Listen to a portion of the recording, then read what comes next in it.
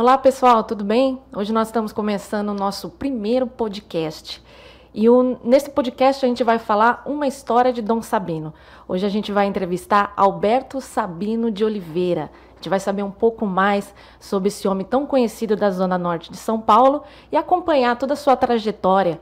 Ele que faz parte da comunidade nordestina aqui de São Paulo, vai poder contar um pouquinho pra gente as suas experiências, sua trajetória, e eu espero que vocês curtam bastante. Só deixando aquela dica, não esqueça de curtir o nosso canal, de seguir, dar aquele like legal, para que outros podcasts como esse a gente possa produzir com conteúdo bastante interessante, tá bom? Bem, sem mais, vamos cumprimentar o nosso convidado. Tudo bem, Dom Sabino? Prazer receber. Dia, prazer nosso.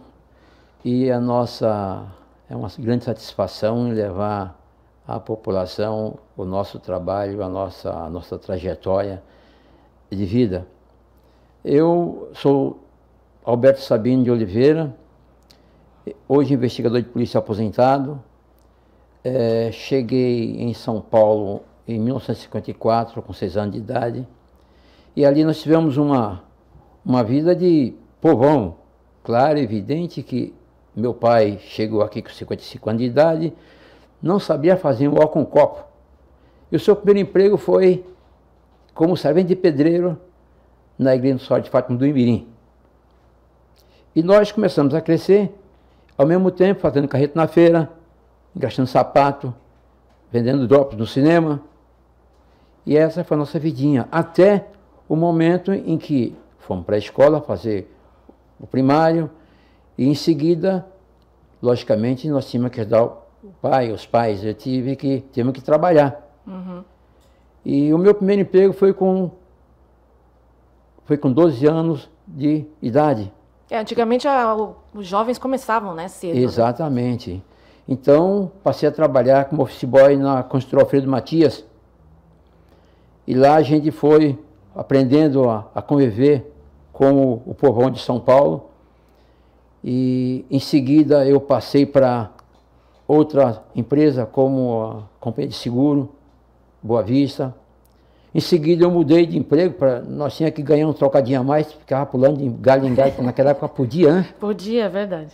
E aí eu passei a ser bancário, passei a trabalhar no Banco Comercial de São Paulo. Passei lá 2 anos, aí tive a felicidade do meu cunhado, falou assim, olha, aquele vizinho é escrivão de polícia. Ah, nem pensava nada. Não, aí, por que você não entra na polícia? Então em 69 eu prestei concurso para investigador de polícia, passei, pedi para o gerente do banco, que era meu amigo, que me mandasse embora para eu assumir o cargo de investigador de polícia. E assumi o cargo de investigador de polícia em 9 de março de 1970. Eu estava vendo o mesmo histórico e eu vi que você foi até diretor da Associação dos Investigadores, foi isso? Eu trabalhei no 34º, na Vila Sônia, ó, nome bonito. E o meu primeiro impacto na polícia foi atender um cadáver nas comportadas da Light em alto estado de putrefação. Quer dizer, foi um primeiro cargo, primeira função, o primeiro já foi meio chocante, né?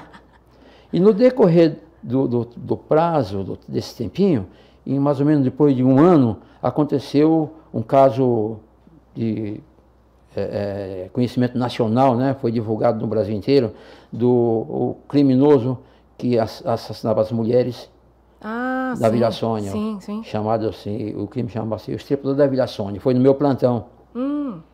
E aí a gente começou a investigar e prendia um e prendia outro para saber quem era o criminoso, né? o causador daquela façanha. E prendemos alguns elementos, dos quais um teve que levar naquela época a gente não era como hoje.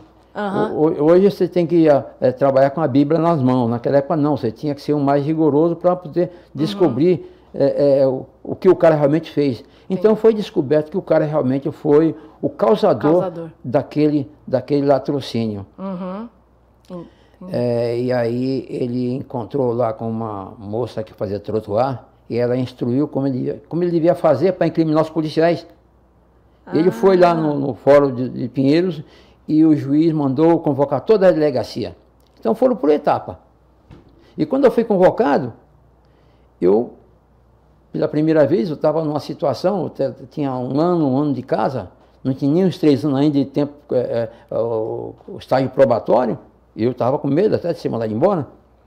E aí, foi o dia chamado da cariação. O juiz no canto, sentado, os policiais na sala e aquele marginal no meio. E ele dizia aquele.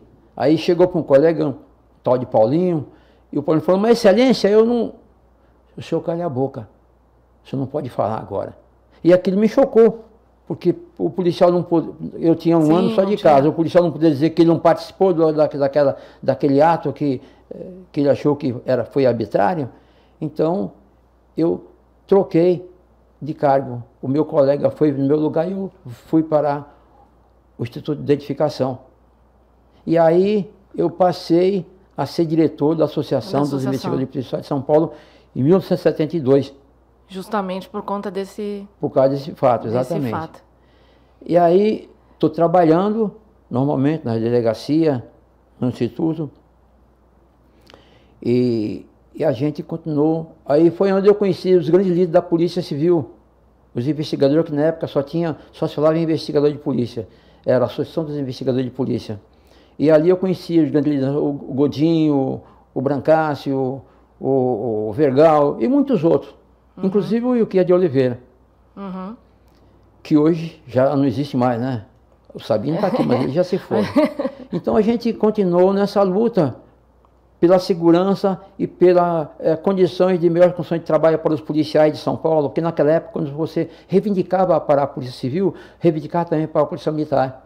Ah, entendi. Ele não podia reivindicar, nós reivindicava pela casa. E aí nós estamos sempre fazendo movimento grevista, movimento reivindicatório, para valorizar o policial e também para que a população tivesse mais condições, que a delegacia não tinha funcionário, ficava horas e horas esperando o boletim de ocorrência. Quer dizer, estava ruim, hoje está muito pior. Mas aquela velha história. Então nós fomos vivendo esse momento, isso na polícia, até que em 90, eu como tesoureiro, durante muitos anos, naquela época mudou a presidência, e o meu presidente era o Guilherme Pires Neto, investigador. Então, eu comandei aquele movimento.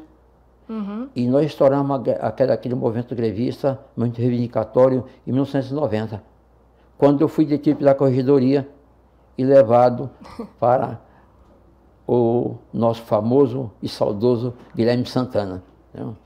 Isso dentro da polícia. Isso tudo porque nós queríamos uma polícia mais eficiente, uma polícia mais voltada para o povo e uma polícia valorizada.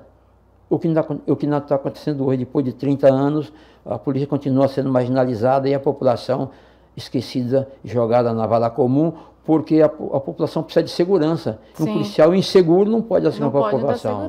Um policial que está psicologicamente, não está psicologicamente preparado para o dia a dia, porque sem salário, família exigindo, filho cobrando, esposa cobrando, quer dizer, você vive um drama no dia a dia. O elemento passa a sofrer até das faculdades mentais, sistema nervoso e até tirando até a própria vida. Você imagina, se o policial tirar a própria, imagina a população. A população, realmente eles precisam de um respaldo, né? E quando que houve essa transição, que nem na carreira da polícia, você já tinha um nome bem consolidado, né? Já era bem conhecido. E onde que surgiu essa ideia de entrar mais a fundo na comunidade nordestina de São Paulo? Olha... Foi por causa da origem? Foi para apoiar? Veja bem... Porque de qual cidade que você é? Eu sou de Fortaleza, Redenção. Ah, Redenção. É perto de Fortaleza? É Grande Fortaleza. Ah, tá, entendi. Grande Fortaleza. O problema é o seguinte, quando eu estava na polícia, que eu saí em 91, eu participei também da campanha do presidente Collor. Ele, como candidato a presidente da República, aqui na capital, eu que comandei praticamente o Collor na capital. Eu comecei a conhecer a cidade de Tiradentes, a Coab José Bonifácio, porque eu morava na Coab José Bonifácio nessa época.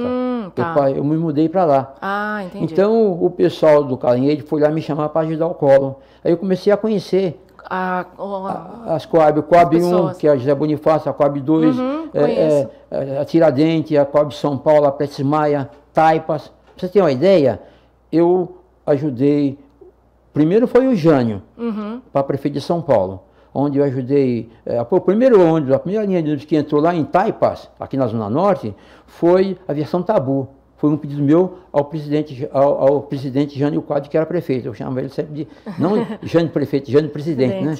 Então eu comecei a trabalhar as Coabs e vi o quanto o povo precisava de benefícios naquelas comunidades, porque tinha a população receberam os apartamentos, e isso foi construído em 70 até 80. Eu recebi o meu em 83, o meu apartamento. Mas a gente estava sentindo a dificuldade dos moradores. E aí surgiu aquela coisa de defender ambulante nas Coabs, que estava sendo atacado por um fiscal lá, e era um conhecido do meu e do meu irmão. Eu comecei a defender. Se colocou à frente. Exatamente. Levei para o Jânio, o conhecimento do Jânio. E então foi uma luta que você começa a aprender a gostar, defender a comunidade nordestina. E aí a gente continua lutando nessa comunidade. Eu acabei fundando a Associação Beneficente Coab na Francisco Sabino, no nome de meu pai. Comprei 2 ambulâncias, uma Trafic e uma Caravan, e eu comandava esse trabalho. Eu levava as pessoas, o morador precisava de uma ambulância, eu ia lá e fazia o transporte assim, gratuitamente. E aí começou a surgir. O pessoal Sabino precisava de um benefício aí na Coab São Paulo, por exemplo. Lá tinha um córrego, existe até hoje. Mas o primeiro limpeza daquele córrego, a primeira limpeza foi Jânio que fez o meu pedido. Jânio colocou a máquina lá e abriu, fez a limpeza. Então, a gente trabalha já há muito tempo em torno dessa comunidade. Taipas é aqui na Zona Norte. E a gente continuou sempre nessa luta. Até que eu me mudei para a Coab José de Anchieta com minha mãe. Era eu e minha mãe. E nós começamos a fazer um trabalho nessas comunidades, sempre reivindicando para o povo. Essas ambulâncias, eu cheguei a penetrar em quase todos os bairros, no Jardim da Conquista. Sim, conheço. Então, ali eu trabalhei muito, tem até amigos lá, inclusive. Então, eu sempre trabalhei em prol dessa comunidade carente. Lutei muito por causa dos transportes. É porque a Coab, quando falavam Coab também, parecia meio marginalizado, não tinha uma coisa assim? Era a periferia da periferia, povão, né? Exatamente. E é exatamente o tal nordestino. Porque São Paulo é a capital do Nordeste. Sim, mas nossos políticos não valorizam o nordestino. Nós fizemos São Paulo, nós construímos São Paulo. São Paulo é hoje graças ao nordestino. E outra coisa, 82% da população hoje, segundo o IBGE, são constituídos de nordestino, filhos e netos. Então, quando eu falo de nordestino, não estou falando só de nordestino. Sim. Sou do país do paulistano, da descendência, que está abandonado. Entendeu? Eu tenho descendência nordestina. Minha mãe, ela veio de Pernambuco, né? Uma cidadezinha próxima. Ela veio de Morena, numa cidadezinha próxima de Recife. Então, isso que está falando, eu entendo perfeitamente, né? De que vieram para São Paulo para melhores condições de vida, óbvio, mas ajudaram muito. E eu aqui, gostaria, né? espero que você não seja como os outros. De maneira alguma. Tem orgulho de ser nordestino. Mas muito. Entendeu? Muito. A minha tia mora em Recife e a gente inveja ela que mora lá, que fala, você mora bem, tudo, você vive, né? Que a gente sobrevive aqui, né? Em São Paulo. Você estava falando dos desafios, né, que teve em ajudar as pessoas, mas qual você acha que foi o maior, né, à frente da associação em prol dos nordestinos? Qual que você classifica que foi o Olha, a gente tem várias passagens.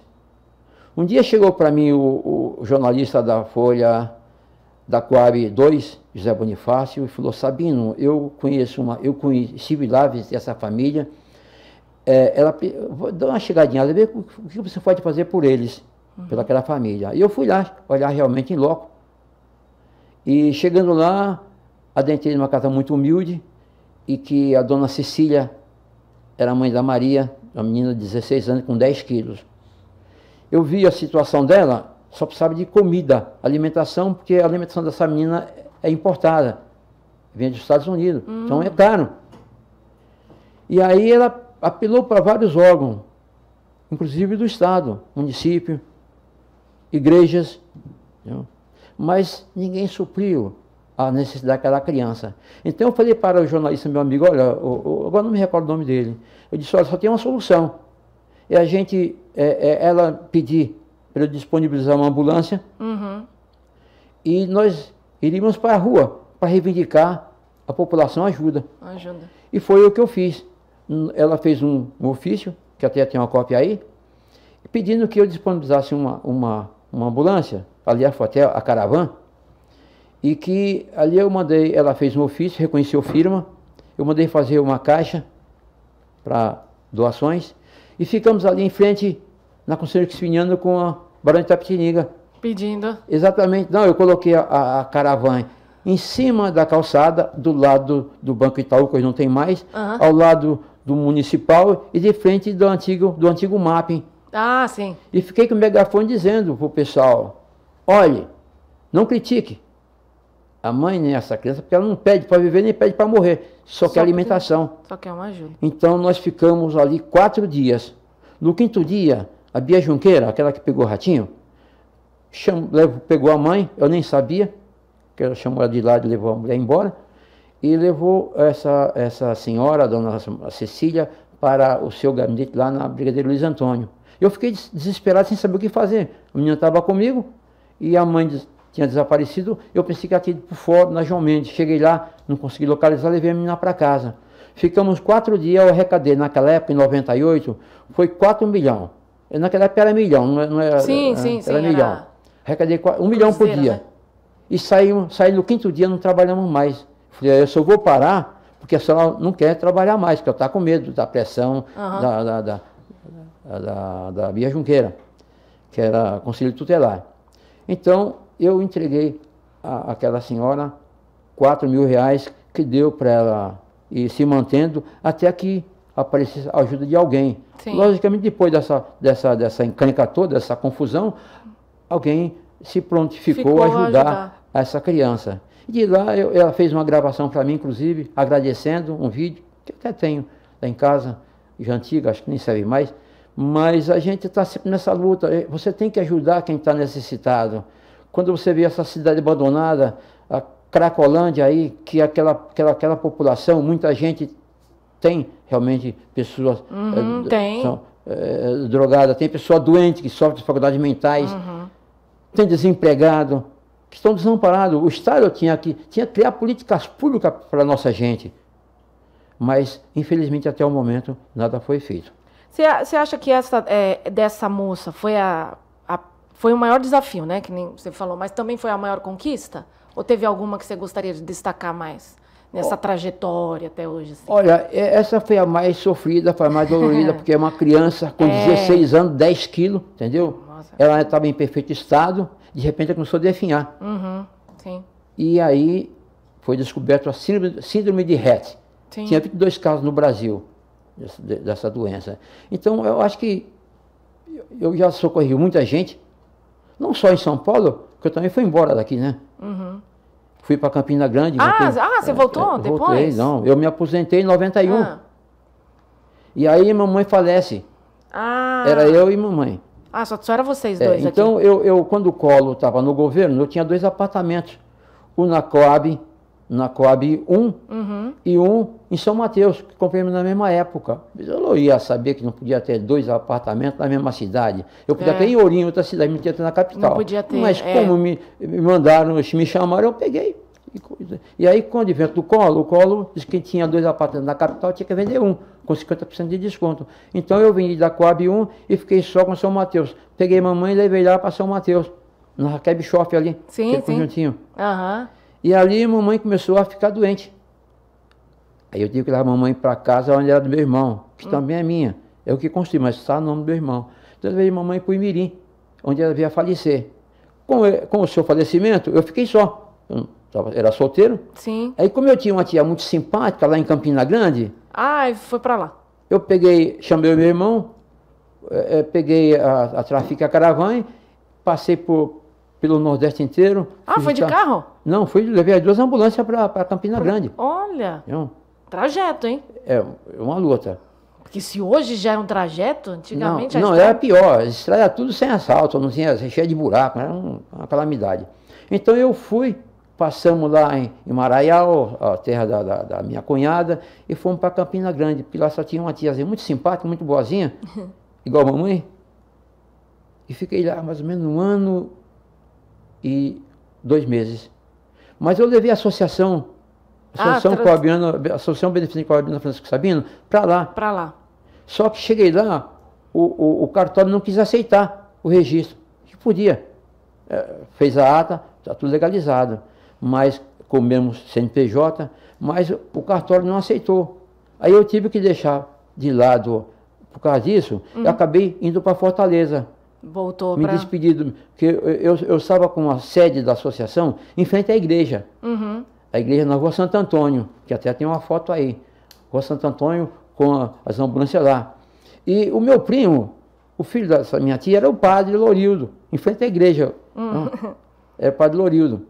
Mas como eu não pude registrar a associação lá em Campina Grande, eu deixei ela para lá e fiquei tão chateado que fui para Fortaleza. Você tinha parente lá em Fortaleza? Lá, exatamente, tinha irmã lá. Ah, tá. E aí eu fui para Cascavel. Em Cascavel, eu fundei a associação, a Fundação Alberto Sabino. Só que eu fundei, mas sem saber como funcionava a temática, os quesitos para fazer para se fundar uma fundação. Tinha que ter um capital. Então eu não consegui. Quer dizer, eu elaborei, fiz funcionar, mas na hora de registrar não dava. O juiz não aceitou. Aí eu fui para Fortaleza, fui para Aquiraz, Grande Fortaleza. E lá eu montei a Fundação Alberto Sabino. Eu tinha que ter um patrimônio de 50 mil reais. Então, como eu tinha um patrimônio de 50 mil reais, eu legalizei a fundação. A fundação. E comecei a fazer o mesmo trabalho. Quer dizer, o mesmo trabalho que já fazia aqui, você passei a fazer ficou fazendo lá. Socorrendo as pessoas gratuitamente, ajudando o padre nas procissões, aí eu deixava à disposição do padre e tal. E essa foi a minha vidinha. Porém, eu não tinha apoio de ninguém, eu gastava do meu bolso. Como hoje. Então eu financio do meu bolso. Porque eu não consegui apresentar projeto, então você tem que manter a de pé, você tem que pagar do seu bolso. Então o que eu fiz? Chegou uma hora que eu falei, não dá para aguentar a fundação. Lá no bairro do Palmeiras, na Avenida Caetano de Castro, eu tinha lá uma sede da fundação, eu tinha dentista, eu tinha ginecologista, pediatra e também fazia ultrassom transvaginal. Mas eu estava só pagando do meu bolso. Só saindo. O tratamento médico de dentista é caríssimo. Oh. Porque é caro para você quando você paga lá. Mas quando você faz de graça e você financia o material, o pessoal, os clientes, o pessoal que ia na fundação, só pagava o trabalho do dentista. Tudo que ia para minha conta. Eu cheguei uma hora e falei, não dá para aguentar mais. Sim. Aí eu resolvi vir para São Paulo. Ah, foi aí que você Aí eu voltei para São Paulo. Mas eu tive que dar baixa na fundação lá. Deixei a fundação e trouxe para São Paulo os bens que eu tinha da fundação. Eu passei para a Associação Coariana. Entendeu? Eu trouxe, eu devo ter uns 18 alicates para arrancar dente. Eu tinha todo o material de dentista lá engavetado. Só que eu não tive condições de fazer isso aqui. Porque você já não pode investir do seu bolso hoje. Porque naquela época, que eu me aposentei em 91, eu ganhava 15 salários mínimos. Então eu financiava tudo. Então, até os funcionários eu colaborava semanalmente. Ah, mas hoje o valor é diferente. E hoje mudou. Então, eu quero um dia voltar a fazer isso, se Deus quiser. Eu estava nessa sua história, né? Que a gente vê vários projetos, várias benfeitorias, né? Que nem foi para lá, volta, ajuda e tal, né? Qual que você considera assim, o maior impacto que todos eles, né, tiveram sobre a comunidade? Seja a comunidade nordestina, seja a comunidade mais carente, mas que impacto você acha que hoje você consegue olhar e falar assim, poxa, isso aqui que eu fiz impactou dessa forma? Olha, infelizmente, esse impacto que eu sentia uns anos atrás, não posso sentir hoje. Hoje está tudo mais difícil, você não pode... Por mais que você queira ajudar o nosso irmão carente, está difícil, porque tudo depende de dinheiro, tudo depende de verba. E aí tem que ter projeto, tem que ter... Tudo você paga. Até para você mandar elaborar um projeto, uma pessoa que entende mesmo, você tem que dar um cachezinho para ele, e aí é mais difícil. Mas, como eu disse a você, eu...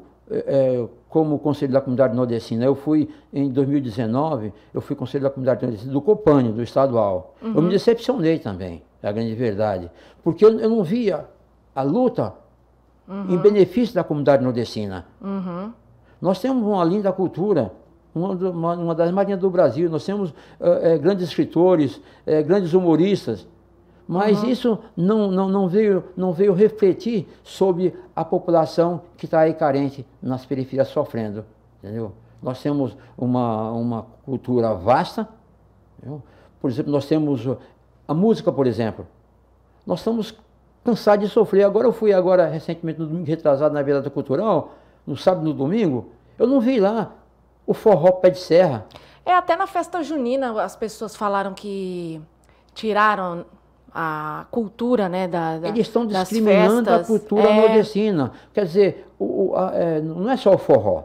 Nós temos a música sertaneja, nós temos o pagode, que também é oriente do Nordeste, nós temos o samba, que é oriente do Nordeste, mas o forró pé de serra, ele foi emanado de um elemento chamado saudoso Luiz Gonzaga.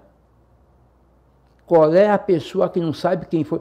Qualquer jovem hoje sabe quem foi Luiz Gonzaga. Sim, sim. Agora, se hoje nós temos o forró pé de serra, que é patrimônio nacional, como nós temos também lá aquelas histórias lá, a cultura de Pernambuco, o frevo, por exemplo.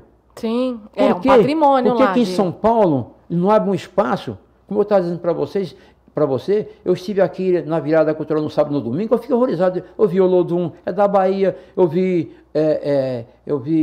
rap, reggae, espírita, gospel, mas não vi o forró. Não tinha um show de forró no sábado e no domingo, o forró pé de serra. Uma inclusão maior, né? Porque chama-se discriminação. Hoje eles estão contratando. Inclusive tem um amigo lá, o Alfrange, que ele está lutando contra isso aí. Lá no forró de Campina Grande, eles estão contratando os famosos de São Paulo para tocar no São João e não contratam o forró pé de serra, que é da cidade. É o forró pé de serra. Realmente, é o patrimônio nacional. Tradicional, né? E outra coisa, por que em São Paulo isso acontece, se aqui a população de São Paulo, 82% é população nordestina, filhos e netos, que são paulistas e paulistanos? Porque essa discriminação, é preciso que o município, o Estado, faça alguma coisa para a nossa gente. Essa população de rua é a mesma coisa. Se você levantar todas aquelas pessoas que ali estão, são pessoas que ficam desempregadas, perdeu a mulher, perdeu os filhos, e eu moro embaixo da ponte. Aí o cara pode ser, tem Deus, tem tio, tem filho, mas acontece que ele está desesperado, começa a usar cachaça, começa a entrar em droga e passa a ser um homem viciado. Com base nisso daí que você está falando, né, nessa necessidade, vamos dizer, de ampliar, né?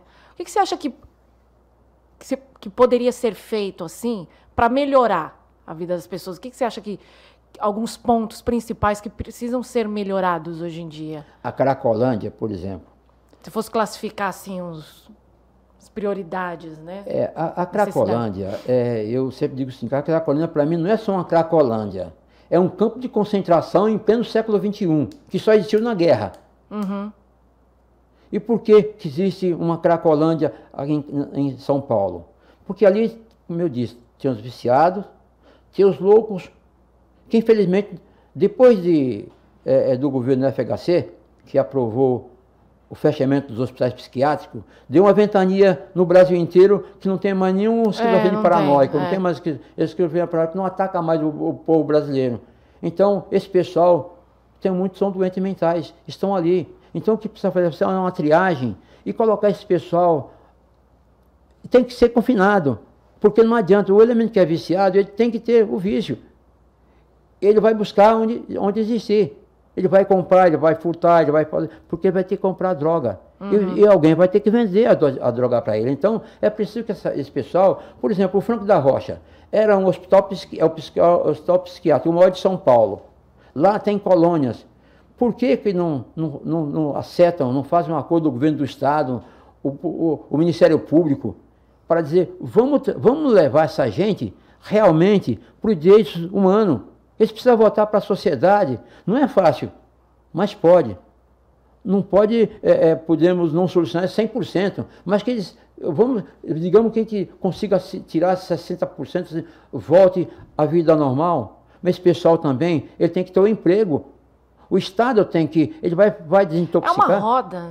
O Estado, ele saindo, está preparado para sair, tá? O Estado tem que dar um emprego para ele, porque se ele não está em emprego, ele vai voltar. Sim, é uma roda, né? Inclusive, ele deve ter um parente, mãe, um pai, um irmão, que se ele estiver curado e estiver trabalhando, o irmão vai lhe dar uma assistência. Agora, o que não pode é acontecer o que está acontecendo. Ninguém toma conhecimento e a cracolândia sair, andando de galho em galho. Agora está na rua Mauá, que está afetando a rua São Caetano. Eu vejo que alguns pilares que você falou, a gente poderia entrar assim, em alguns aspectos como a saúde, não é verdade? Porque o envolvimento dessas pessoas... Precisa de saúde. Mas que também é precária na nossa cidade, não é mesmo? O nosso prefeito, aqui não vai crítica, mas é uma realidade. Eles não sabem como... Eu acho que é o seguinte, para sanar esse problema é preciso estar o governo do Estado, o governo municipal e o Ministério Público. Eles sentaram numa mesa e discutir o que se pode fazer de levar direitos humanos para essa gente. Porque não tem direitos humanos. Quem vive na rua que estão vivendo não tem direitos humanos. São zumbis. Que, inclusive, não tem noção de responsabilidade sobre o seu próprio corpo. E o Código Penal diz, se você não tem condições de viver em sociedade, tem uma família, a família pode pedir a interdição daquela pessoa. Mas vai botar essa pessoa onde? Na minha casa, na sua casa? Não tem como. O Estado não precisa fechar dos hospitais, mas criar um local para colocar algumas pessoas que precisam de cuidado. Sim. Porque uma pessoa que está nas faculdades mentais, que é esquizofrênico paranoico, a medicina diz que não tem cura. É um paliativo. Né? Toma um remedinho, mas é preciso ter um local para essa pessoa ficar. Porque ela não pediu para nascer, nem pede para morrer. O Estado é responsável por ela. O que não pode é deixar as coisas dos pais. Os pais morrem e vai ficar aí, fica na rua jogado. Você acha que isso envolve um aspecto também de a moradia, também? Isso envolve em algum aspecto disso, da falta de condição também, que faz com que essas pessoas busquem outras alternativas? Olha, de moradia eu entendo bastante. Porque eu não sou mais menino. Aliás, eu não sou mais jovem, entende? Eu sou um menino com 77 anos. Então, a gente tem uma experiência de vida violenta. Eu tive a oportunidade de comprar 2 apartamentos, um pela Coab e um pelo CDHU. Não, pela Inocop. Era um outro sistema que tinha. Mas tudo financiado pela Caixa Econômica. Eu fui felizardo. Agora, construíram muitos apartamentos em 1970 e 1980. De 70 a 80, construíram muitas casas populares. Por exemplo, as Coab 1, 2, não tinha nome naquela época. Era Coab 1, 2, 3, 4, 5, era assim. Então, a Coab 1 é José Bonifácio, a 2, então, e assim foi. Mas tinha também Taipas, Taipa continua sendo Taipa desde o começo, lá em Itapevi, lá na Zona Sul. Foi nessa época que criaram. Agora, por que o governo municipal, estadual, solução tem para moradia? O que precisa é que as áreas que estão aí, muitas vezes, ela passa a ser ocupada pela própria população, que não tem onde morar. Que então, acaba ocupando aquela área. Mas a população não precisava ocupar a área. Quem tinha que dar uma moradia decente era o Estado. Uhum. Coisa que eles não fazem. Fazendo que jeito? Em vez de deixar aquela população ocupar aquela área, a prefeitura, através da Caixa Econômica e até o Estado, compraria aquela área e fazer ali verticalização das moradias, como foi feito nas escolas, como foi feito pelo Maluf. Sim. A verticalização das... eu não me lembro agora o nome, mas é... Oh, meu Deus. Eu sei que ali era uma favela. Singapura. O Maluf fez ali, onde eu moro, ali nos direitos humanos, ali tinha uma favela. Ele levantou aqueles prédiozinhos ali. Por que não faz daquele jeito? Por que não verticaliza a favela? Eu fui numa favela essa semana e que ali são seres humanos. Derruba aquilo lá tudo, cada vez todo mundo derruba e constrói verticalização. Se tem 10 mil, ali vai caber 30 mil pessoas. Uhum. O Estado não tem interesse em fazer isso. É preciso dar moradia para a comunidade. E isso está afetando também a população de rua. Porque o camarada não pode pagar aluguel. E acaba tendo que ir para a rua. Em primeiro lugar, vai brigar com a esposa, que não é fácil. Tem filho. Ela larga o cabra e vai morar com os pais, quando tem um pai que possa dar a sustentação, e o cidadão vai morar embaixo das pontes, entendeu? Vai para a população de rua. A culpa é de quem? Do próprio Estado. E São Paulo tem um dos aluguéis mais caros do Brasil, então, se a gente também pensar tem nisso, isso. né? Então, tem condições de moradia, de dar moradia para a população. Tem dinheiro do Banco Mundial. É só ir lá buscar. É só ter alguns projetos. Não, exatamente. Aprenda no Banco Mundial e o banco manda dinheiro. É só ter vontade política. O que acontece hoje na nossa moradia? Prefeito A, B e C tem uma areazinha pequena, constrói 4, 5 blocos. Aqueles blocos, você se inscreve lá. Lá tem 5 mil inscritos. Você vai morrer e não vai pegar um apartamento lá, porque é número pequeno e só vai entrar quem eu quero. É jogada política. Isso precisa acabar, porque eu pego o seu numeral, eu pego a sua inscrição e ponho para o sorteio. E quem não tem esse padrinho não vai passar 20, 30 anos, não recebe. E hoje a Coab parece que tem que renovar, todo ano tem que renovar a inscrição. O coitado do povo, o trabalhador não tem acesso a computador. Não tem. E lá tem que fazer via computador. Eu acho que não pode ir lá no CDHU para fazer ou na Coab. Tem que ser via... Então, dificulta cada dia mais a vida do trabalhador que precisa de moradia. E sem emprego você não pode, sem emprego e renda você não pode alugar casa. E aí tem essa população de rua. Por que o governo não faz? O governo municipal está gastando rios de dinheiro aí. É bom que se pavimenta as ruas, sim, mas a população de rua está jogada. Domingo eu passei no meu carro na Avenida Cruzeiro do Sul, tinha um pessoal dando ali alimentação para aquela gente. O que tinha de gente ali na vontade da pátria é brincadeira. Sabe, igual ao centro. Igual ao centro. Eles estão deslocando para os bairros, porque lá tem alimentação para eles. Mas não é, o caminho não é esse. O prefeito pode muito bem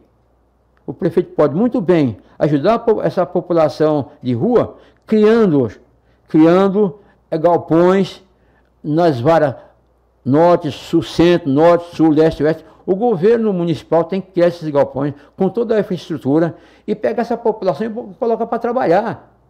Pagar um salário mínimo, no mínimo, salário mínimo, para que eles possam, com alimentação, para que eles possam pagar um aluguel. Sim. É uma roda, que nem a gente falou. Se você faz uma funcionar, as outras... Exatamente. E o que vai acontecer? Essa pessoa vai ficar na coleta do lixo e vai, inclusive, beneficiar o meio ambiente. Quer dizer, soluções tem. É que não sei o que acontece com nossos políticos. Eles não querem ter uma visão ou não escutam ninguém. E aí acontece o que está acontecendo aí. A população de rua está aumentando e ninguém dá solução. Ninguém dá solução. Dom Sabino, a gente, nesse bate-papo, a gente conseguiu saber um pouco da sua história, sua trajetória de história, e ver 3 pilares importantes, né? Que é a cultura nordestina, quanto ela é valiosa para a nossa cidade, a questão da saúde pública, que faz com que, né, as pessoas às vezes têm que ficar na rua em relação às drogas também, e o atendimento público também, que a gente sabe das dificuldades, e a moradia. Quanto a moradia também merece destaque do nosso poder público, como você falou, falta de iniciativas públicas, e o quanto esses 3 pilares, assim, vamos dizer, eles são essenciais hoje. Né? E depois, eu como nordestino, eu quero dizer para você, tem várias pessoas aí que se dizem nordestino, mas não vê nenhum político defender a bandeira do nordestino. Nenhum. Hoje eu sou afastado, eu sou conselheiro da comunidade nordestina municipal. Me afastei porque eu sou um pré-candidato. E como pré-candidato eu me afastei do Sindicato de Investimento, do Sindicato dos Trabalhadores da área de Segurança Pública do Estado de São Paulo. Foi por mim fundado. Me afastei. Bem como estou afastado da PANI, porque era Associação Beneficente Coabina Francisco Sabino. Eu troquei o nome, a razão social. Hoje, a partir de janeiro, ela passou a ser a PANI, Associação Paulista dos Nordestinos, para defender o nordestino. E nós vamos defender, não tenha dúvida. Eu, como eleitor, como cidadão, se Deus assim o permitir, nós vamos criar o SIM. O que é o SIM? É o Centro de Integração Nordestina, onde naquele espaço vai ter um espaço para o Ceará, um para Pernambuco, um para a Bahia, para contar a sua história e para vender os seus produtos e para divulgar a sua cultura, que não temos hoje em São Paulo. Uhum. E eu aprendi a gostar de defender o nordestino, principalmente a cultura. Então é verdade que a partir do ano passado eu comecei a estudar e a verificar e descobri que várias escolas de samba fizeram enredo divulgando a cultura nordestina. Então, a nossa diretoria da PANI, com o nosso secretário, nós criamos uma simbologia, nós criamos um título chamado Guardião Nordestino. E nós começamos a homenagear todas aquelas escolas de samba que fizeram enredo divulgando o Nordeste brasileiro e as nossas tradições. Interessante. E tem mais uma coisa, eu não fiquei só por aí. Eu não gostava, eu via assim, o samba, assim, a escola de samba, e assistia uma, no máximo 2 e desligava a televisão. Eu passei a conhecer as escolas de samba. Saí em 3 escolas de samba nesse carnaval. Não saí mais porque não dava para conciliar o tempo. Mas eu participei de todos os ensaios das escolas de samba de São Paulo, 80%. Eu participei. E quando eu cheguei no final, que vi aquele monumento, aqueles carros alegóricos, que aquilo lá é só para coisa de doido mesmo. O elemento tem aquilo na cabeça, passa para o papel e passa para o carro alegórico. Aí eu passei a gostar mais ainda das escolas de samba. E hoje a gente luta para que as escolas de samba também tenham espaço. Principalmente o grupo 3, o grupo 4 e o grupo 5, que está aí abandonado. Entendi. Então, nós temos que lutar, cobrar do prefeito, juntamente com essas escolas, que são, aquilo é a nossa cultura. É uma cultura até internacional, porque aquilo vai para o mundo inteiro. E as escolas fazem enredo até do Japão, né, quer dizer, então nós temos que valorizar essa gente. Como valorizar? Dando condições para eles possam trabalhar também, entendeu? E se Deus quiser, nós vamos continuar brigando como associação, como entidade civil, como pessoa. Nós somos nordestinos e nós temos que ter orgulho de ser nordestino. É isso aí. Muito obrigada, viu, Dom Sabino, pela entrevista. Você que está vendo esse vídeo, não esquece de, novamente, compartilhar, curtir e outros vídeos, outros podcasts a gente vai fazer durante esses dias. Até mais. Obrigado, gente. Eu quero dizer para a população que vocês acompanhem e digam para os nossos familiares. Não esqueça o nosso forró. É o nosso pé de serra. É o forró patrimônio nacional. Luiz Gonzaga não morreu. Tá? No nosso coração. É isso aí. Obrigado, gente.